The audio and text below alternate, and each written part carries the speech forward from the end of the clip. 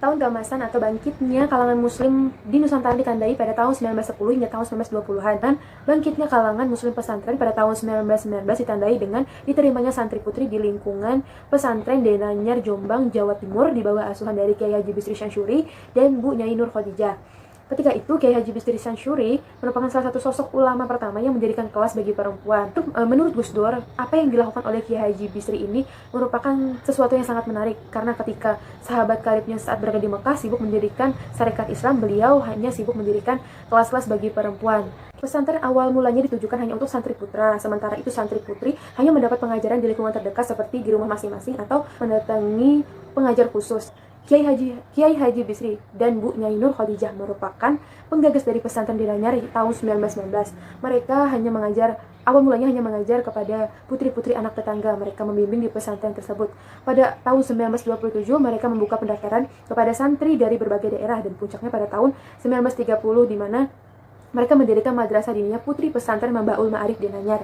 Ketika itu, Kiai Haji Bisri memberikan identitas kepada santri perempuannya, yaitu berupa atasan kebaya dan bawahan berupa sarung dan kerudung untuk menutupi aurat. Demikianlah kedudukan Kiai Haji Bisri selaku pakar ulama fikih dan usul fikih yang melahirkan terobosan penting, yaitu progresif kreatif guna memajukan pendidikan kaum perempuan. Tak heran pula Kiai Haji Bisri sebagai representatif Nahdlatul Ulama menyetujui rencana program keluarga berencana atau KB guna kemaslahatan keluarga, yang diberikan kesaksian oleh Kiai Abdul Aziz Masyuri bahwasanya pemimpin luar negeri dari negeri-negeri Islam kagum dengan beliau sehingga mereka berkunjung ke pesantren Denanyar guna mengambil inspirasinya.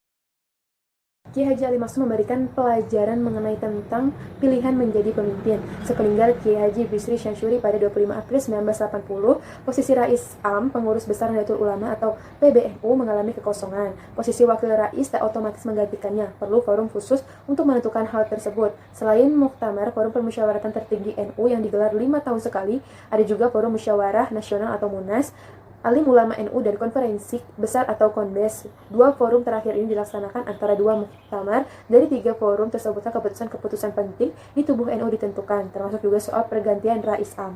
Sebelum terpilih menjadi Rais Am, pengurus besar Nahdlatul Ulama atau PBNU, sebenarnya tubuh NU sendiri sedang terjadi gonjang-ganjing. Di sisi lain, wibawa ulama atau syuriah dalam NU mengalami krisis dan tantangan dari kaum politisi NU, karena mereka sering mengeluarkan pernyataan yang mendiskreditkan syuriah. Keadaan demikian menghendaki digelarnya musyawarah nasional Alim Ulama Nahdlatul Ulama pada tanggal 30 Agustus hingga 2 September tahun 1981 di Kaliurung, Yogyakarta, yang kemudian memilih Kiai Ali sebagai Rais Am PBNU menggantikan Kiai Haji Bisri Syansyuri. Bahkan Kiai Haji Ahmad Siddiq dan Haji Abdurrahman Wahid termasuk pelopor yang membentuk opini peserta Munas untuk memilih Kiai Ali sebagai pemimpin. Di samping itu, para kiai senior memiliki tanggapan tersendiri bahwasanya Kiai Ali memiliki potensi guna memajukan politik dan membentangkan sayap di politik NU sendiri. Meski demikian, Kiai Ali telah berusaha keras untuk menolak jabatan politis itu dengan mengatakan bahwa dirinya tidak bersedia untuk dipilih. Namun, desakan kuat dari para kiai ditambah dengan provokasi Kiai Haji Ahmad Siddiq, akhirnya forum Munas memilihnya secara aklamasi. Maka dengan rasa berat, Kiai Ali mau menerimanya dengan syarat hanya 1 kali periode kepengurusan sampai diadakannya Muktamar ke-27 tahun 1984. Kepemimpinannya yang tegas dan brilian itu membawa NU pada pembaruan dan kemajuan. Dalam masa 1981 dan selanjutnya, banyak gagasan-gagasan berani dari Kiai Ali untuk memperbaiki NU. Untuk sementara ini, kepemimpinan Tahfiziyah PBNU diambil alih oleh Kiai selaku Rais Am. Dari persoalan ini, maka muncullah kubu-kubu lain dalam tubuh NU, yaitu kelompok Cipete atau kubu Dr. Ilham Khalid dan kelompok Situbondo yang terdiri dari para Kiai NU. Selain itu, pada saat pemilihan umum 1982, banyak warga NU yang disingkirkan dari tubuh P3, sehingga memunculkan kegelisahan bagi Kiai Ali. Dalam keadaan bergejolak, Kiai Ali terus berusaha menggelar pertemuan demi menggalang persatuan di antara para pembesar NU demi kemaslahatan umat atau warga NU sendiri. Hal ini terrealisasi beberapa bulan sebelum Muktamar ke-27 di Situbondo diadakan. Sebuah pertemuan yang dihadiri oleh para pembesar dari dua kubu yang sudah mulai menghilangkan sekat-sekat perbedaan dan perselisihan sebelumnya.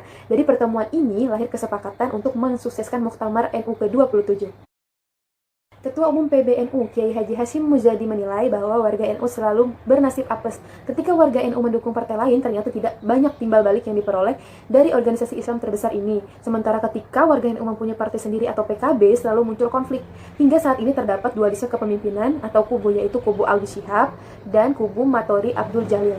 Memang fenomena menarik yang terjadi di kalangan kiai akhir-akhir ini adalah menyangkut keterlibatan mereka di dunia politik praktis, terutama pada masa pemerintahan Gus Dur yang lalu. Banyak para kiai yang secara sengaja melibatkan diri untuk menentukan kebijakan-kebijakan politik partai tertentu. Masalahnya sekarang bagaimana seharusnya kiai bersikap dalam politik praktis. Lepas dari perdebatan konseptual soal politerpretasi terhadap relasi antara Islam dan politik tadi, seharusnya kiai tetap mengemban misi amar ma'ruf nahi munkar, tentu dengan caranya sendiri sesuai dengan kemampuan yang dimiliki. Jika dilihat dari basis kulturnya, memang kebanyakan kiai memilih wadah politiknya ke Partai Kebangkitan Bangsa atau PKB dan sebagian ke P3. Jika dilihat dari latar belakang sosialnya, PKB sebagai partai bersimbol Islam memiliki basis sosial terbesar di Indonesia. Tetapi apakah kebesaran basis sosial tersebut mampu mengantarkan PKB pada peran politiknya? Itu yang terus dipertanyakan oleh kebanyakan pengamat selama ini, karena sebagai partai yang berbasis santri, kiai dan NU, manajemen organisasinya sangat tidak rapi, sehingga sering disebut sebagai organisasi yang masanya besar tetapi perannya kecil, rentan terhadap konflik dan mudah dijadikan ajang permainan penguasa. Setidaknya ada dua tantangan yang dihadapi PKB saat ini, yaitu tantangan internal dan tantangan eksternal. Menyangkut soal soliditas dan kredibilitas partai NU sebagai basis massa PKB serta dengan konflik internal. Dan sekarang ini kita semua tahu bagaimana terjadi dualisme kepemimpinan di tubuh PKB antara kepemimpinan Alwi Shihab dan Matori Abdul Jalil yang sudah tidak bisa dicarikan jalan keluarnya. Artinya sudah tidak ada jalan ikhlas. Jelas ini berpengaruh besar terhadap kebesaran partai yang seharusnya menjadi wadah partai umat Islam Indonesia. Paling tidak wadahnya massa NU dan kaum santri. Tantangan eksternal PKB adalah bagaimana PKB mampu bersaing dengan partai berbasis Islam lain seperti Partai Amanat Nasional atau PAN, Partai Bulan Bintang atau PBB, dan partai nasionalis yang memiliki komitmen tinggi terhadap kepentingan partainya.